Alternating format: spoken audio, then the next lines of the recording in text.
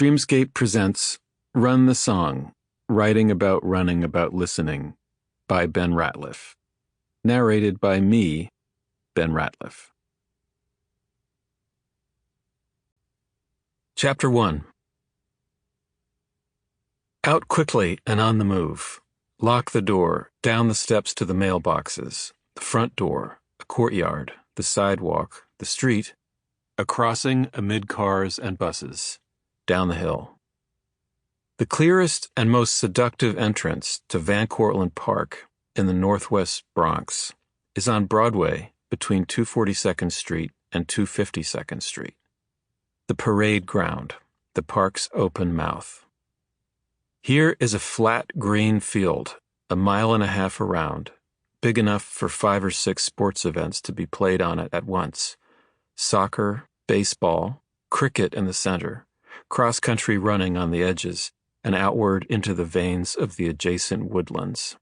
The volume of open sky and the uninterrupted sound of trees and birds above and ice, dirt, and grass underfoot are vast by New York standards. A look across the field affords a range otherwise withheld from you in city life. You are measuring a space of which you can roughly see the outlines, and it is possible to listen toward what you hear, what you cannot quite hear, the sounds you imagine or recall, and sounds that have not yet been sounded. The air is relatively clear and relatively sweet to breathe. Light, air, sound, space. As I look across the field from one edge to the other, I might also make this proposition.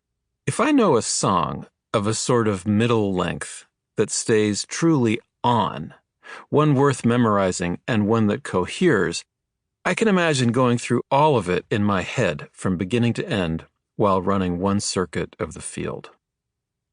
Maybe one of Jimi Hendrix's performances of Machine Gun from the Fillmore East on the day that 1969 turned into 1970.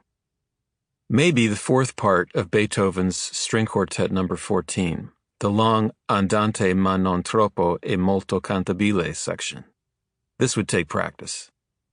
Maybe Betty Carter's live version of What a Little Moonlight Can Do from 1982, or if I develop really good pattern recognizing and signpost detecting, Bhavayami, recorded in 1963 by the Carnatic singer M.S. Subbulakshmi, a devotional song glossing the entire story of the Ramayana epic.